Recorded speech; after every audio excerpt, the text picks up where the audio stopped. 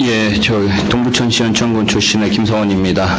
아까 제 주질의 때 원전 관련해서 좀 질의를 드렸는데 그거 좀 마무리를 좀 지어야지 될 것 같습니다. 저 시장님, 네.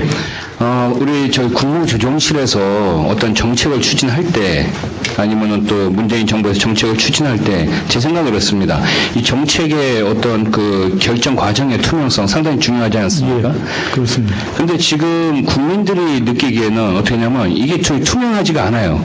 그러니까 정부에 대한 불신이 생기는 거고 그렇습니다.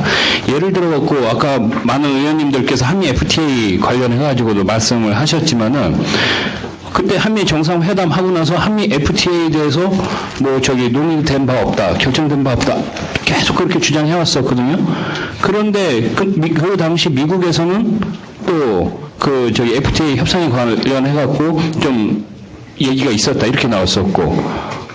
그런데 그 대정부 질문을 했을 때 또 총리님께서는 또 그렇게 한국 정부를 믿으십니까? 미국 정부를 믿으십니까? 또 그렇게 답변을 하셨어요. 근데 결과적으로는 FTA 또 재협상을 하게끔 돼 있거든요.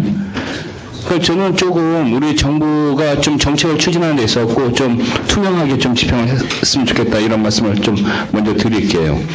자, 그 다음에는 또 국민들한테 좀 소상히 좀 알려야지 되는데 이 원전에 관련에 대해서도 지금 아까 우리 존경하는 홍일표 의원님 질문하실 때 우리 그 시장님께서 답변이 탈원전에 대한 것은 장기적인 이 로드맵을 가지고 추진을 하시지만은 뭐 원자력 수출이라든가 아니면 해체기술 이런 쪽에 대해서는 뭐 계속 그 지원을 하겠다 이런 말씀을 하셨잖아요. 아니 우리는 탈원전을 하면서 원자력 수출은 또 어떻게 하겠다고 하는 건지 잘 보십시오. 아니 우리 집에 제가 이제 에어컨 파는 사람인데 저희 집에는 에어컨을 설치했다가 이거 터질까봐 에어컨 해체한다고 하는데 다른 집에 가고 에어컨 팔 수가 있어요? 지금 유럽 시장이 지금 열린 상황입니다. 그렇잖아요. 지금 체코가 바로 앞에 있고 수주 단계가요. 그런데 지금 덜컥 탈원전이라고 얘기를 해놓으면은 그 상대 국가에서 아니 너네 국가에서도 안 하는데 그거 받을 수 있겠냐 이런 거 뭐 충분히 얘기할 수 있지 않습니까? 어떻게 생각하세요? 의원님 다른 선진국들도 사실 대부분 탈원전을 하면서 예 그거는 알고 있습니다. 예. 예. 그거는 논리적으로 맞냐고요 그게. 그다음요 저 시장님. 자 그러면은 전체적으로 탈원전을 간다고 봤을 때 그럼 과연 우리는 어떻게 해야지 되느냐 이 전력 수급에 대해서 우선은 제가 저희 입법조사처에서 의뢰해가지고 받은 자료 아마 신문에 언론에 많이 났으니까 아시겠죠. 신고리 5,6호기 건설 중단했을 때 15년간 약 3조 9,400억 원이 들어가고 매년 약 2,600억 원이 추가적으로 투입해야지 된다. 이거에 대해서는 어떻게 보고받으셨습니까? 의원님 사실은 신고리기 5,6호기와 관련돼서는 저희가 지금 거의 결정이 임박해 있어서 사실 말씀드리기가 굉장히 적한데요.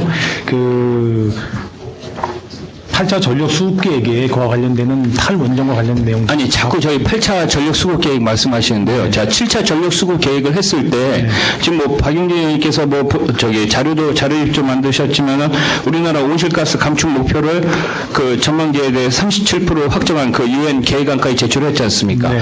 결국은 뭐냐? 석탄은 이제 못 한다는 거예요. 자, 그러면은 그 다음에 가능한 게 이제 LNG하고 신재생 에너지 분야인데, 자, 신재생 에너지 말은 좋은데 그렇게 할 수가 없는 상황이에요. 제가 아까 오전 질의 때 말씀드렸잖아요. 이게 주민 동의 부분, 지역 수용성 문제에 관해 갖고 계속 브레이크가 걸리기 때문에 최근 5년간 허가 받는데도 힘들었는데 허가 받아가지고 실제 집행하려고 하니까 17%밖에 안 되는 거예요. 정부 계획 그렇게 8차 전력 수급 계획 이렇게 쉽게 얘기해가지고 거기서 2030까지 신재생 에너지 비율을 20%까지 올리겠다. 이게 너무 그냥 순진하게 보시는 겁니다. 근데 의원님 그거 저희 같은 공무원이 그러니까 순진하게 보는 게 아니고요. 사실 거기에 많은 전력 전문가들이 모여서 전력 수급 계획을 짜고 있습니다. 그런 측면에서는. 자, 그러면은 저 오전 질량 이제 해가지고 좀 하나 마무리할게요. 공론화위원회에서 결정이 나오면은. 네. 그것을 최대한 수용하는 게 이제 정부의 입장이지 않습니까? 네, 그렇습니다. 그러면 공론화위원회에서 결정에 대해서 아까도 말씀드렸듯이 앞으로의 로드맵은 가지고 있는 거죠. 정부는. 이제 정부는 검토하고 그러니까 뭐 공사 개시, 중단 네. 이런 것에 따라서 무엇을 어떻게 해야지 되는 건지 이것에 대해서는 정부는 로드맵을 갖고 계시는 거죠. 네, 검토를 하고 있습니다. 검토를 갖고 하는 거예요? 아니면 로드맵을 갖고 계신가요? 어떻게? 그거는 아직 결론이 안 나왔기 때문에요. 저희 나름대로 저희가 어떻게 해야 될지에 대해서는 실무적으로 검토를 하고 있는데요. 그러니까 오늘 산업부에서 나온 거 보니까 건설 중단했을 때 한수원 협력사 피해 보상하고 이것도 수천억 들어가는 겁니다. 그 다음에 그런 방침을 세운다고 하고 또 이미 집행한 지역 지원금은 회수하지 않는다. 이렇게 지금 산업부는 또 발표를 했었거든요. 자, 이게 뭐냐면요. 공론화위원회 시민참여단한테 자꾸 사인을 주는 겁니다.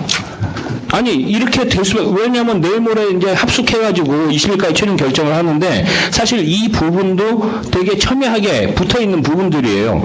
근데 정부가 지금 계속 답을 줘요. 그 다음에 아까 최이배 의원께서도 말씀하셨잖아요. 공론화위원회 자문위원회 구성이 어떻게 됐습니까? 법률자문위원회. 11명 중에 7명을 갖다가 다 친한 사람들로 이렇게 해놨어요. 이렇게 해놓고 무슨 공론화위원회 결정을 갖다가 수용하고 이렇게 한다고 해요. 아니, 의원님, 그 공론화위원회 공론 결정은 500명의 시민 참여단이 하고요. 법률 자문단은 그 위원회에서 법률적인 문제, 예를 들면은 그 소송이 걸려 있는 문제에 대해서 어떻게 법률적으로 대응할 것인지 이런 것들을 예, 그렇게 하고요. 그 다음에 시민 자문단 500명이 지금 이제 내일 모레서부터인가요? 합숙해가지고 이렇게 이제 저거 하지 않습니까? 전형적으로.